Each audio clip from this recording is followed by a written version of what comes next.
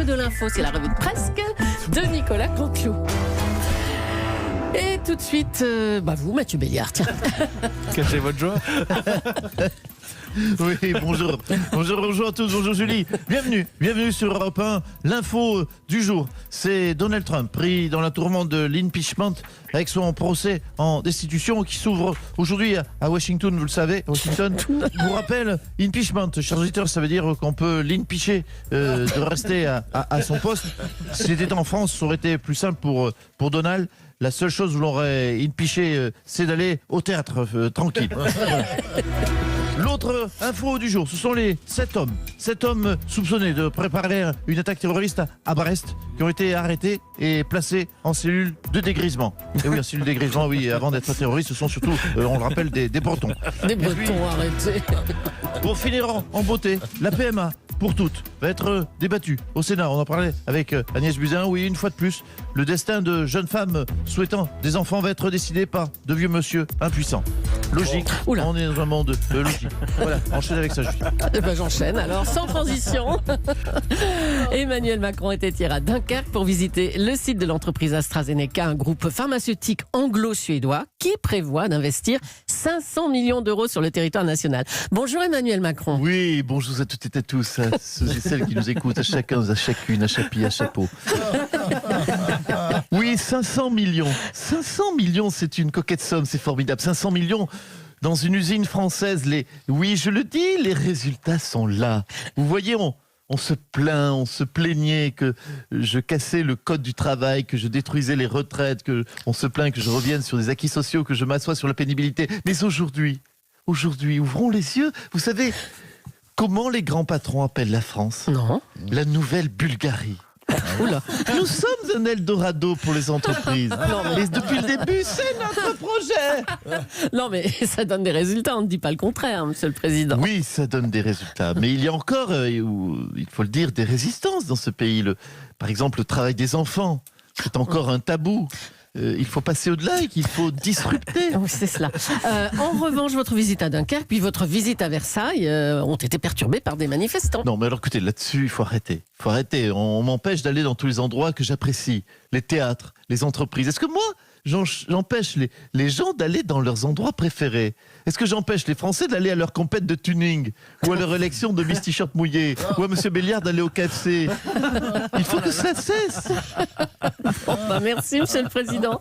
Bonne journée. Vous en prie. Bon appétit. Merci. La grève va être suspendue pendant quelques jours, mais la tension sociale reste très forte. François Hollande, bonjour. Oui, Alors, comment vous expliquez-vous cette tension sociale? Pourquoi est-ce que Macron cristallise cette tension? vous voulez en un mot mon analyse politique, mon analyse sociologique? Oui. Eh bien, je vous la livre ce matin sur Europe 1 en exclusivité. La raison est simple. Emmanuel Macron a une tête à claque.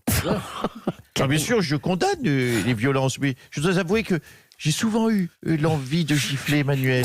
Et bien sûr, il ne faut pas. Mais j'ai eu envie. Mais il ne faut pas. Mais j'ai souvent eu envie. Oui, ça y est, on a compris. C'est bon. J'ai souvent eu envie.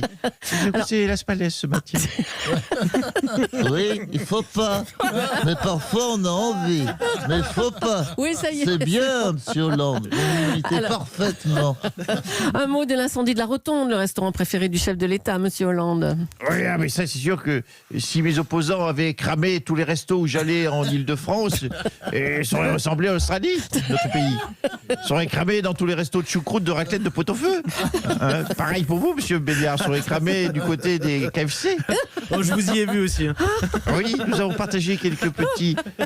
comment ça s'appelle? Des fried chicken, non, ça c'est va pas rester ça? ça. Qu'est-ce que sur moi là-bas? Je me souviens plus. Allez, c'est bon. c'est Plus pas grave. sérieusement, s'il Oui, vous tant plaît. qu'ils nous mettent pas de pub, on dit rien. Allez, après le dossier des retraites, Emmanuel Macron mobilise ses ministres pour son prochain combat, la lutte contre l'islamisme. Vous avez vu J'ai vu quoi? les yeux de Castaner quand Macron a annoncé à ses ministres qu'il allait s'attaquer à l'islamisation? C'est les mêmes yeux qu'un koala en Australie. Hein, c'est sa détresse d'en prendre encore plein la tronche. Bravo, donc je dis bravo au génial Macron. Hein. Même DiCaprio a envie d'adopter Castaner comme les koalas, je vous dis.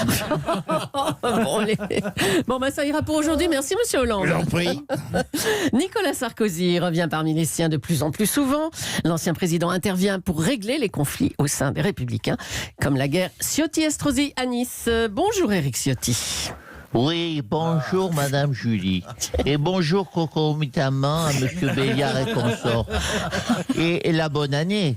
Vu que vous ne m'avez pas invité, je le note, car j'ai mon petit calendrier de l'Avent spécial européen. Vous ne m'avez pas invité depuis début décembre. Ah, on est navré. On peut parler de Nicolas Sarkozy Bien sûr, Okay. Nicolas, il faut le dire et le répéter, est un battant. Nicolas est un winner. Wiener. Winner. Un winner. Oui, Monsieur Cabrol aura traduit mon anglicisme. Nicolas ne se décourage jamais. Vous savez, c'est souvent comme ça avec les personnes originaires d'Australie. C'est une spéciale Australie, ce Non, matin. mais attendez, mais il n'est pas australien, Nicolas Sarkozy. Ah bon? Pourtant, franchement, il me fait penser, vous savez, à un boomerang. On le jette et il revient. On le jette, il revient. On le jette, il revient. Oui, bon. On le rejette. Il revient. Oui, non, mais... Oui, on le rejette. C'est bon. Oh. Non, mais qu'est-ce qui peut justifier cette envie de revenir, selon vous? Écoutez, franchement, il peut faire un grand retour. On assiste bien au comeback de Rachida Dati. Non, Dati. Ah non. J'ai lu son programme ultra sécuritaire, c'est bien Rachida Dati. Ah bah, elle va être ravie. Merci. Merci, Éric Ciotti. Avec plaisir. Hier, Emmanuel Macron rencontrait aussi plusieurs grands patrons à Versailles. BFM TV a bien sûr couvert l'événement. On va revivre cet épisode avec Christophe Delon.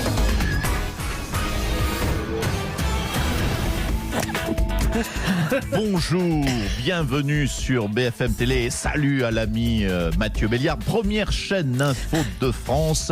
Emmanuel Macron rencontre actuellement, vous le savez, 200 grands patrons à Versailles. Tout de suite, un jingle à la mesure de l'importance de l'événement.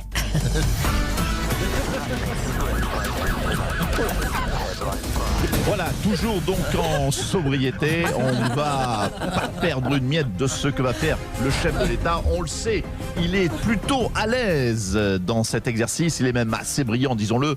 Allez, il est carrément génial. Patrick Sauce, vous avez la chance d'être à Versailles avec votre caméraman Jérôme Béchamel. Patrick Sauce, alors racontez-nous. Oui, Patrick, Christophe, oui, je suis actuellement à Versailles.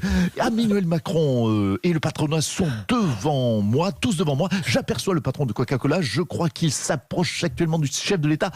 Emmanuel Macron lui fait une danse du ventre en déchirant sensuellement des pages du Code du travail à l'instant sous nos yeux. Le patron de Coca-Cola sort un contrat et un stylo. Ils vont conclure, oui, ils vont conclure, oui, ils vont conclure. Le patron mordit le stylo, il arrache le capuchon avec les dents et c'est oui, oh là là là là, c'est signé, c'est signé. Je dois vous dire, Christophe, que c'est chaud, c'est très chaud, il fait très chaud ici. L'ambiance est très très chaude. C'est mieux que le défilé Victoria's Secret. À vous, Christophe. Allez, on en vient maintenant à ce mystérieux virus qui sévit en Chine. Il se transmet de l'humain à l'humain et a déjà fait 4 morts. Jean-Pierre Raffarin, vous êtes spécialiste de la Chine. Bonjour. Oui, bonjour, c'est Jean-Pierre Raffarin, RAFF aérienne. Ne craignez rien, Madame Julie. Non, Quoi le virus n'arrivera pas jusqu'en Europe. La médecine en Chine, vous le savez, s'est considérablement améliorée. Car le train du progrès médical est tracté par le cheval de la rigueur scientifique dont les ailes se déploient pour tuer dans l'œuf les microbes qui foncent vers le chinois paisible. Comme c'est joli, monsieur Raffarin. Alors, ce virus chinois, comment il s'attrape? Alors, il s'attrape avec des baguettes. Non, je plaisante, Magnifique, bien sûr, très monsieur bien, Béliard. très bon. C'est pour vous. C'est de l'humour pour gastronome. Non, on ne sait pas encore comment il s'attrape, mais les Chinois savent comment guérir un malade. Et alors, comment? Alors, ils transfèrent le malade dans un camp médical à la frontière nord-coréenne. Oula, c'est mal Là, parti, là. Le malade est placé nu dans une cabane dans la neige et on le prive 15 jours d'eau et de nourriture pour affaiblir le virus. Oh mon Dieu. Après seulement, on brûle le cadavre. Ne vous inquiétez pas, tout est supervisé par des militaires. Avec une méthode comme celle-là, je peux vous dire que le virus devrait être éliminé d'ici 2 jours. On peut faire faire confiance aux Chinois, à nos amis chinois. Eh ben, dites donc, merci, monsieur Raffarin. Allez, un mot de l'Open d'Australie. Plusieurs matchs ont été annulés à cause de la pluie cette fois. On va retrouver sur place Lionel Chamoulot. Lionel, les matchs ont repris? Oh là là, dis donc, qu'est-ce qui tombe? Oui, bonjour les amis, bonjour ma chère Julie, bonjour Mathieu, bonjour à toute l'équipe. Eh bien écoutez, ici à Oui. Melbourne, la pluie tombe. Sachez qu'ici, on apprécie les ironies de la situation. L'ironie.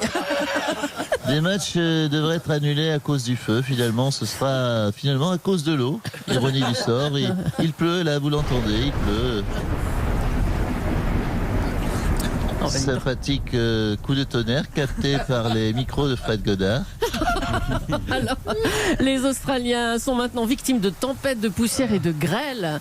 Mais le tournoi est épargné par ces phénomènes, on dirait. Hein. Alors qu'on aperçoit à l'instant sur le central du sable Du sable. venu d'un cyclone qu'on voit au loin, un cyclone amusant qu'on voit détruire des maisons à l'instant sous nos yeux, soulever des voitures ainsi qu'une vache marron.